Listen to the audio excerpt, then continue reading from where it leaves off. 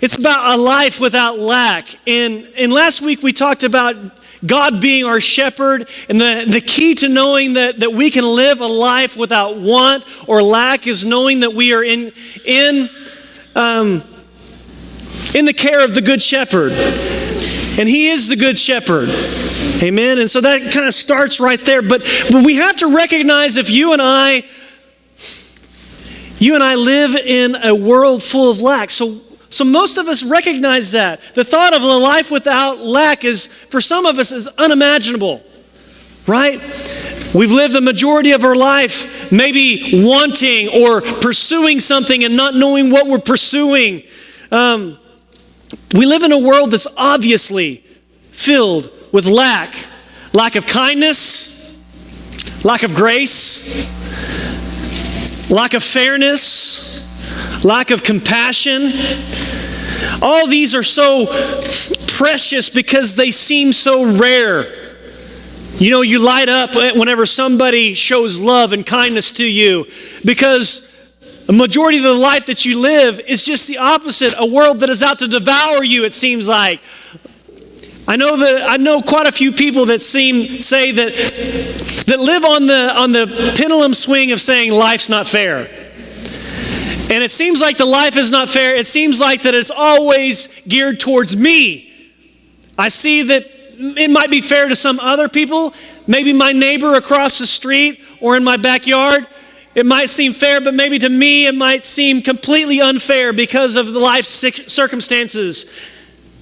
And so there's so much going wrong around me: injustice, oppression, disasters, hurricanes, typhoons, things that we did not plan, that panned out not the way that we thought of them. Relationships broken. We live in a world under the care of a holy God with unlimited power, who lacks nothing and intends only good for his creation. Then why then is there so much lack and so much evil? Can I ask the question, can we have an honest living room conversation with each other to say that if God is so good, if he has unlimited resources, unlimited power, and he cares nothing more than what is meant for good for you, then why is there so much evil? Why is there so much injustice? And why does it seem like that evil and injustice is targeted at me? Why does life seem so unfair for me? Why do I feel like in the midst of this sermon series that I live a majority of my life in lack? I desire more. I want more out of this life. Why am I not satisfied? I want you to know that we have to recognize something before that we even move any further into this, is that there is an enemy. You might not hear anything else I say today, but I want you to hear this, okay? There is an enemy of your soul. And his main course of action is to devour you. His main desire is to harm you and to destroy your life and your soul. And if he can get you distracted and scattered from the good shepherd, he wins. And that's his plan of action. So we cannot have the expectation, otherwise that you're going to have the expectation and you're going to be sorely disappointed that you are going to go throughout life without any trouble. Jesus himself looks at his disciples, and I'm hoping that if you are here today, that you're anticipating on being a disciple. I want that label. I want to follow Jesus so closely that I got the dust of his sandals gritting in my teeth. I'm following him so closely.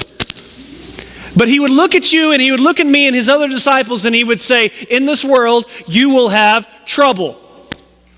He didn't say, come follow me, and you're going to experience unlimited bliss. Follow me,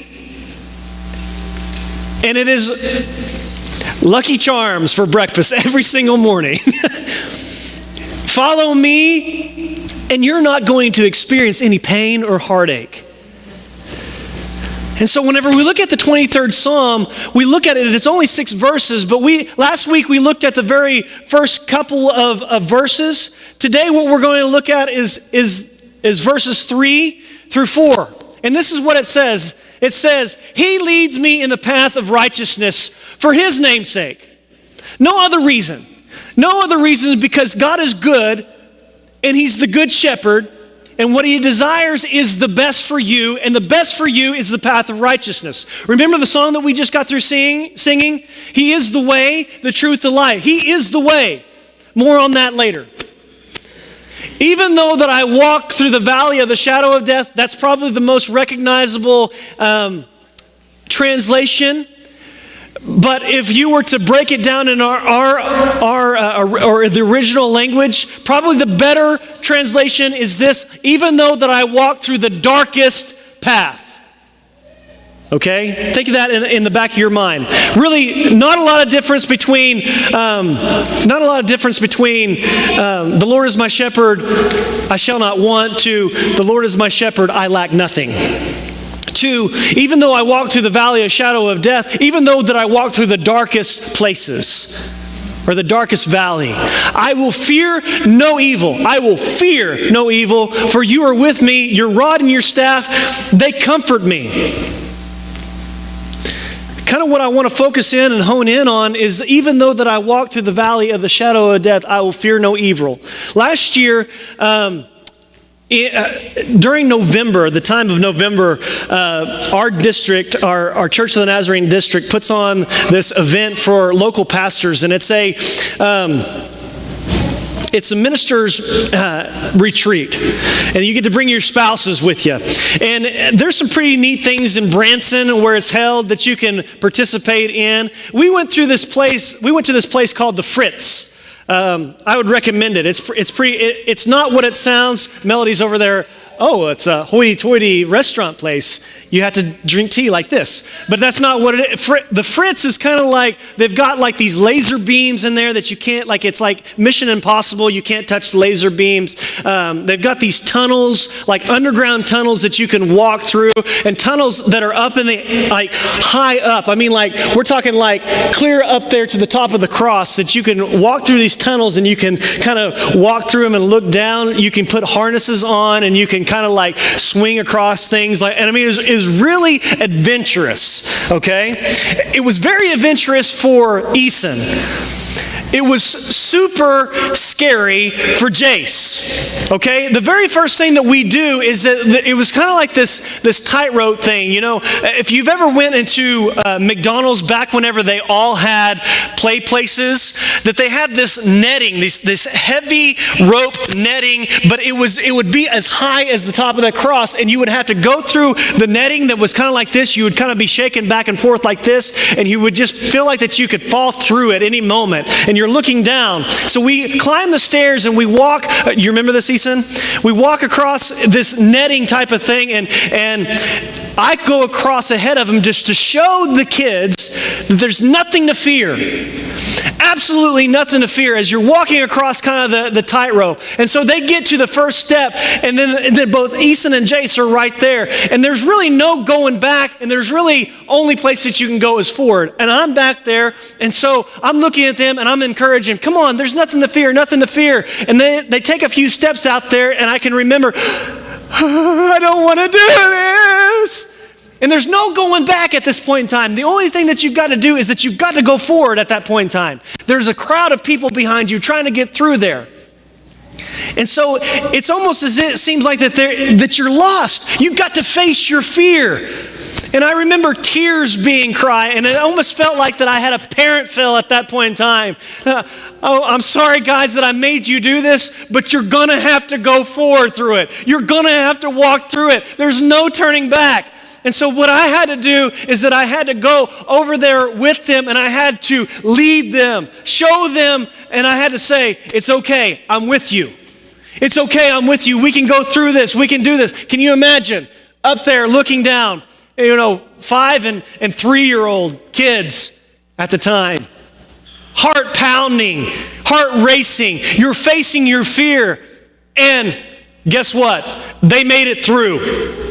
They made it through, and I hope that the narrative, that if they ever retold the story about what happened at the Fritz, they would say this: I had to face my fear. I went across the netting. I had to crawl through the netting. And the only reason that I got through is because my daddy told me he was with me.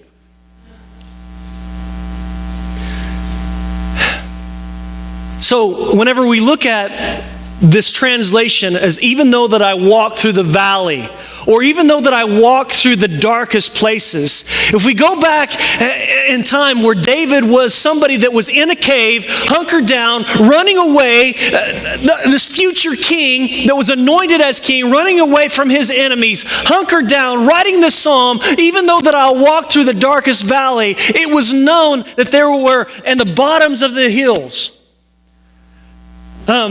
we've got this place out at our farm place. We call it the canyon. We like to go down there and we like exploring in the canyon. And the reason why that we do is because that there is this overgrowth that happens. There was cedar trees and these other trees that grow over. And at the very bottom of the canyon is a dirt floor. Because nothing can grow down there. The only way that it can grow is that if it kind of reaches the point in which that it can see some sunlight. It's always shady there. And whenever it rains, whatever starts to grow, the water rushes through there and wipes away any type of vegetation. But it's kind of like this clean slate. There's no vegetation, and it's just a dirt floor. And it's kind of cool, but there became a thought for my boys of saying, hey, why don't we ever go down there and let's camp out down there on the dirt floor. The thought gets rolling through my head. David was here once before. This dirt floor, this very bottom of the valley, it's not the most safe place. Especially if you're a sheep. If God is your shepherd and he is leading you and he is directing you, some of the time what has to happen as God is your shepherd, you're going to have to move. You can't stay in one place at all times, because what happens as sheep, as you're in a pasture, if you stay in one place for too long, you run out of food. You run out of water. And so what the shepherd's job is to lead you into greener pastures. It's to lead you into a place that will nourish you. And sometimes what has to happen in this life is that you're going to have to go through the valley to get there. And so what ends up happening is that he leads me in paths of righteousness. What we have to understand is that God as our shepherd leads the sheep even through the darkest valley. It doesn't necessarily mean it's always a dangerous place, but what it means is that it's not a comfortable place. It's not a place as a sheep that he would desire to lay down. One, you're looking around at what is desolate, and it's dark. It has high cliffs on each side. There's nowhere else to go but straight through this valley, and it's dark and you don't even know what's ahead of you. You can't even stop to get a drink of water. It's desolate. You can't even stop to get a snack, for that matter, because there's no vegetation around. As God is our shepherd, as he is leading us through these dark places, we have to look upon the promises that the shepherd knows what he's doing. And even though that we're walking through the darkest valley, although in that moment it might feel like that the shepherd doesn't know what he's doing. It might look like that he's leading us through a path that never intended. You're saying, God, you know what's best for me. You're leading me. Why am I going through this way? Because he knows what's at the end. He knows what's going to happen at the end. And so as a shepherd, he's leading the sheep down the darkest path. And what ends up happening is that sometimes in the midst of the darkest valley, that as sheep, we can become vulnerable. We become weak. We can become vulnerable to any types of attacks from the enemy. What ends up happening is wolves and these other types of things that come against sheep is that they know that if they just hunker down in crevices or anything like that, as sheep walk across, it would seem as if that if they were by themselves, they would easily get devoured. So as sheep are walking through there, and here's the temptation for you and I as sheep, as we are walking through the desolate, darkest valley, we think, what in the world is this shepherd doing? Why is he leading me through here? He doesn't know what he's doing. I'm getting fearful. I'm getting afraid. I'm going to run. I'm going to go away from a path in which that he's leading me, and I get out of the care of the shepherd. And what ends up happening is that the enemy comes to devour you in the moments of those weakest moments where you doubt in fear, and you doubt and you say, the shepherd doesn't know. He doesn't know what's best for me. So therefore, I lack faith because I begin to fear. Fear rises up as faith decreases. The shepherd doesn't know what he's doing. And so as sheep, what is your defense mechanism? You stink? I smell bad, so surely I won't taste good, right? What is the sheep's defense mechanism? Absolutely nothing. They're lamb chops. They're setting lamb chops. We're setting lamb chops. Without the shepherd's care, we've got no defense. We would think that we could get our guns. You would think that we can get our education. You'd think that we could do something without the shepherd's care. But here's the thing. You are lamb chops without the shepherd's care. He's got these two things. He's got a staff and he's got a rod. I grew up thinking whenever I heard that particular phrase, I was thinking the staff and the rod are the same things. No, the staff and the rod are two separate things. The staff was meant to gently direct you. Because here's the thing. We have to recognize that the shepherd will direct you. And sometimes the path in which that he leads you is not the path that looks like green grass. It doesn't look like lush vegetation. It looks like that I'm in the thick of it here.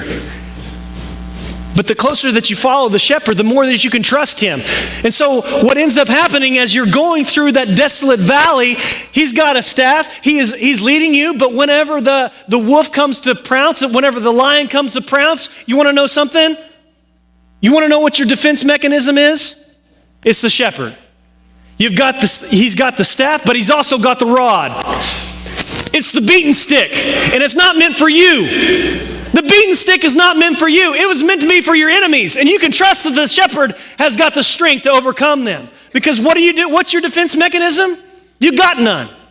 You got no defense mechanism on your own.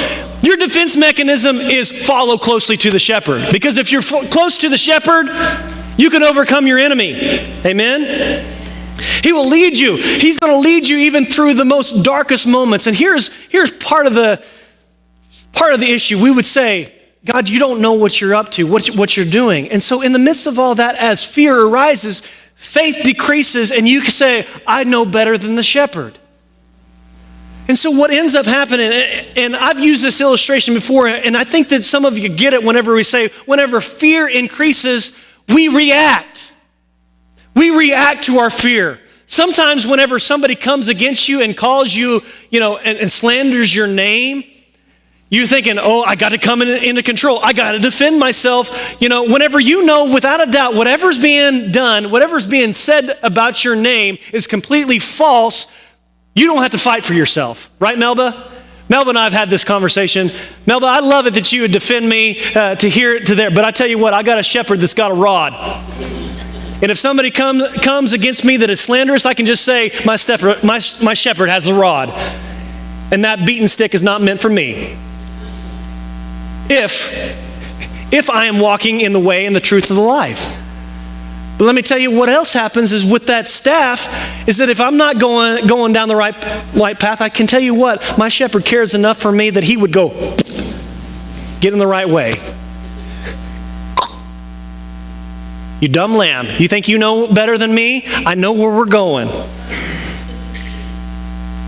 And so whenever fear arises and faith decreases, we think that we know our own way and we take matters in our own hands. And what ends up happening is a very dangerous, dangerous path. The valley is not meant to devour you. But you're vulnerable in those moments. The valley is not meant to overshadow you or even... the shadow of death is supposed to only shadow you. It's not meant to devour you.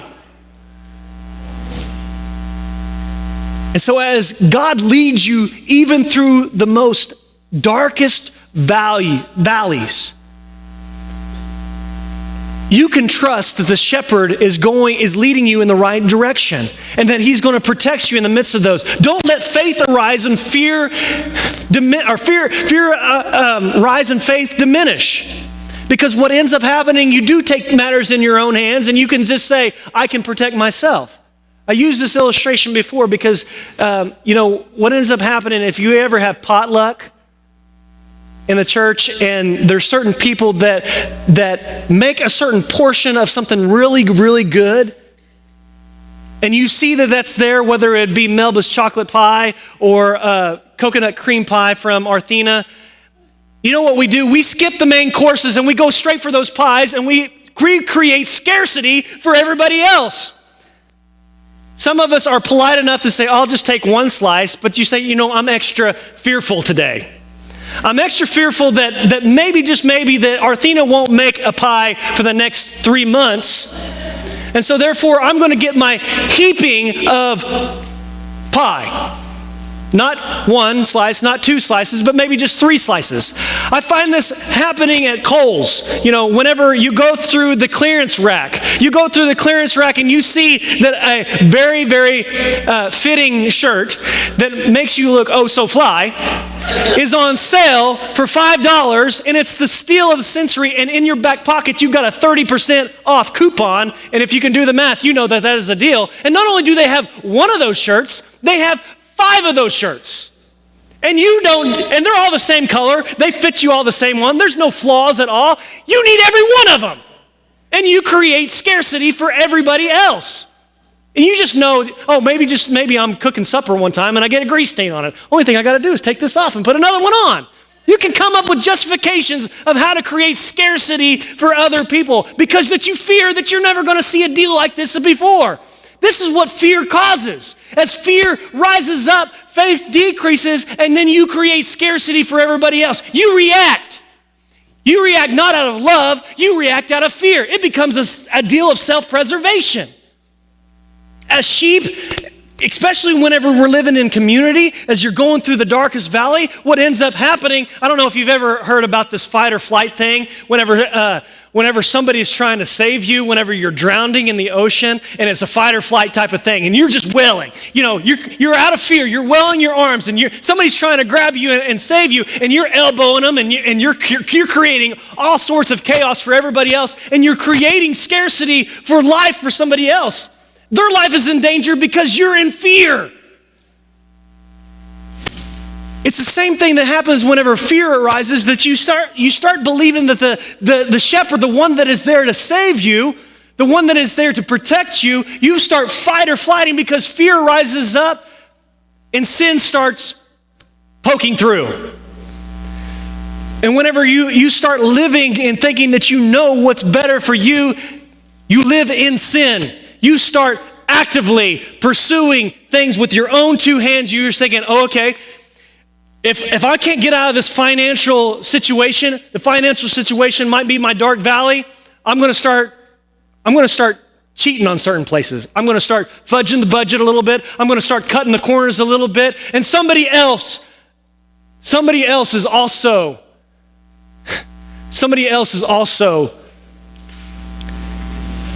getting the repercussions of the things that you're doing. You're causing scarcity for other people whenever you start living in fear and you start acting out. Maybe, just maybe, you're thinking, this marriage that I've got, it don't have the legs. I'll give it 10 years, but if things don't change, if I'm still walking through this dark path, I tell you what, I think I know better than what God knows. I'm going to say, I'm done with it. I'm done with it. I'm going to find something better and someone better for that matter. But God will lead you through even the darkest path. Here's the thing. I believe that it is our responsibility that we can know God and we can know his will.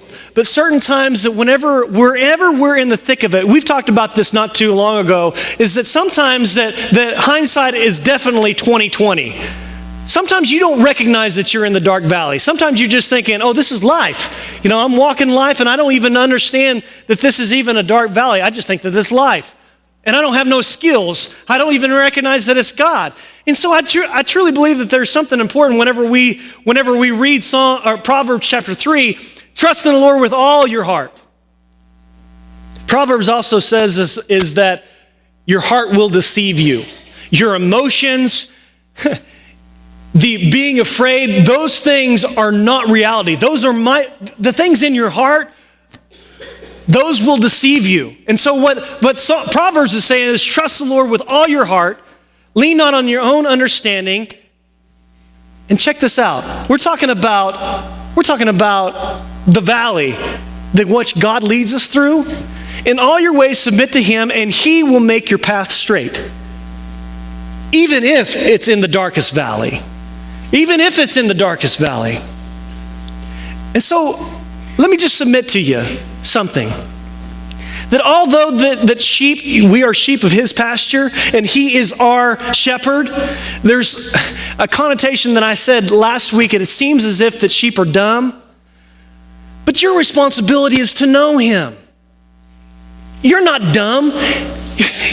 God created you in his image, therefore you can know him.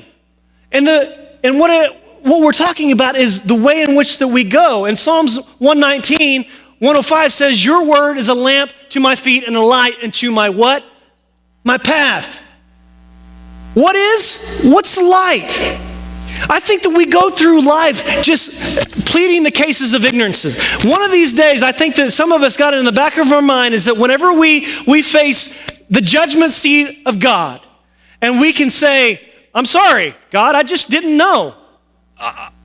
I plead ignorance. And God's saying, I gave you everything that you possibly could know to know my way. I joked with my brother the other day over text message. Him and his wife went in to interview because his wife is interviewing for a position at the church. And he thought that he was going to California where they're interviewing for this position at the church just for her sake. But they kind of flipped the script on him whenever they asked him to come in and interview with her. And so he's text messaging me and he says, I got to brush up on some of my theology skills. He says, I'm a graphic designer. I'm not a preacher. And I said, it's okay. It really is okay. You're going to do fine. I said, just use Sunday school answers. God, church, prayer, Bible, you'll be fine. Just nod your head, yes, and you'll be okay. He's like, okay, I get it. And I think so. We degrade that a little bit. We degrade the very basic things of our knowledge. How do you know him? How can you know him? He's given you everything that you possibly. Don't keep yourself ignorant from it. Do you want to know something? It says in Matthew chapter 5, it says, blessed are those who hunger and thirst after righteousness, okay? We're talking about a life without lack.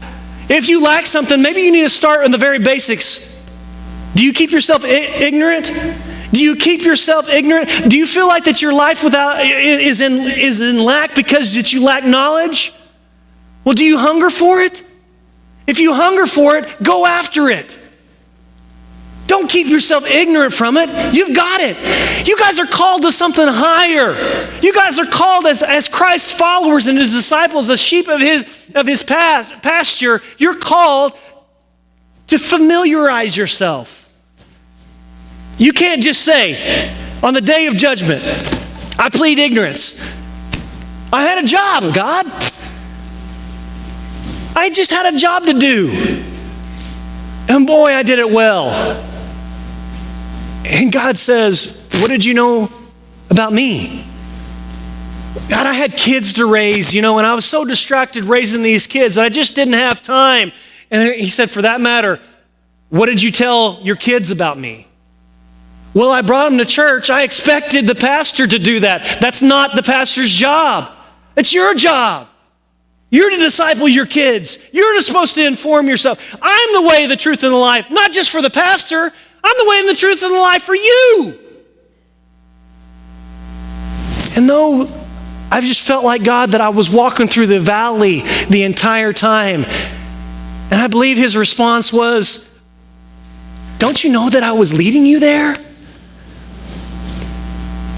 Don't you know that the narrative is the same narrative as my boys and I were at the Fritz? It's okay. I'm with you. As you go through the valley, it's okay. I'm with you. I've got my rod and my staff. I've got my leading stick and I've got my beating stick. And there's nothing that you have to do to fear because he will protect you. And we read this lyric. We read this lyric about in the bridge of No Longer Slaves. It says, you split the sea so I could walk right through it. My fears were drowned in perfect love. You rescued me so I could stand and sing, I am a child of God. It's a representation is that whatever the nation of Israel went through whenever they walked on dry land is not just their story, it's our story as well. Because whenever God responded to them, what's going to happen whenever they go through this darkest valley? He says this, don't be afraid, stand firm, and you will see the deliverance of the Lord will bring you today.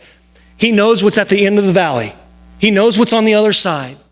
The Egyptians will see today, you will never see again, and this is what I want you to see today. The Lord will fight for you. You only need to be still.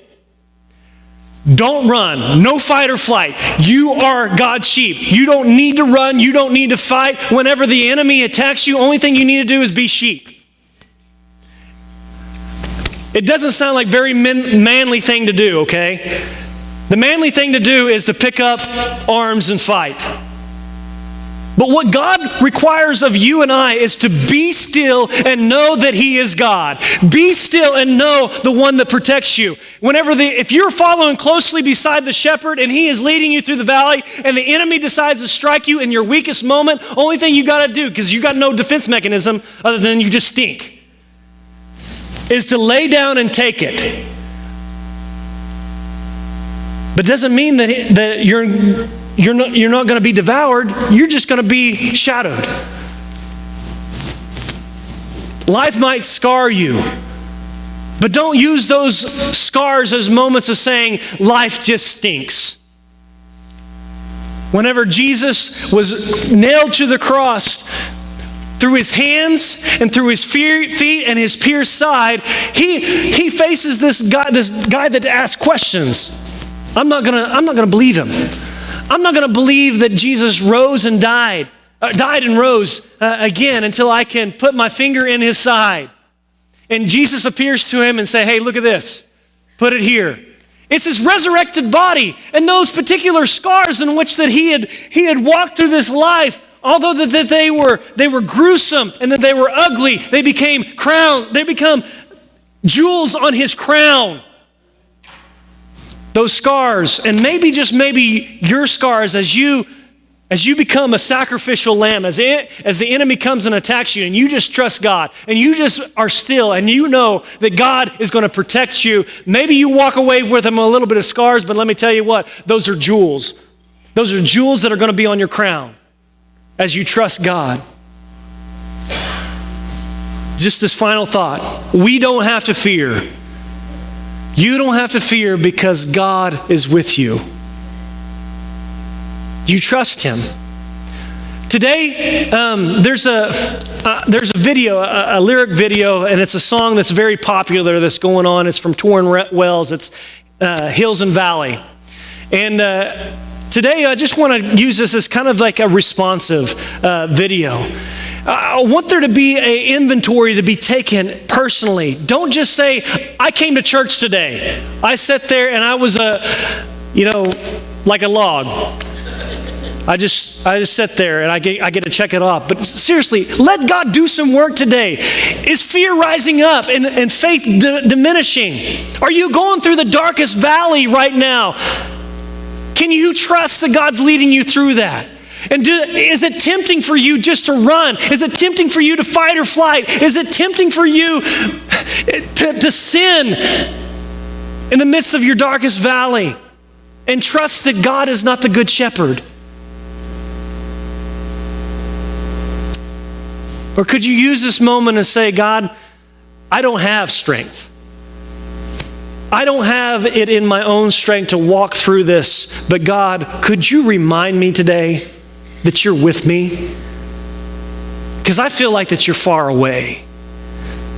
So would you use this moment, maybe come to the altars and pray, and maybe just use this as a time of just self-inventory. And I say, don't let it be an option. Don't let it be an option not to. I can't force you. God can't force you. But I'm telling you, make this a moment in which that you can use some moment of reflecting and saying, am I fight or flight? Am I creating scarcity?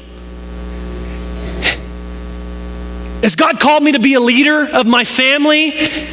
And because that I have reprioritized my life, because life is just life, and it stinks sometimes, but I've forgotten who's leading me. So I've failed in my leadership position. Could you ask those important questions as we watch this video, and let this be kind of a moment in time where you reflect?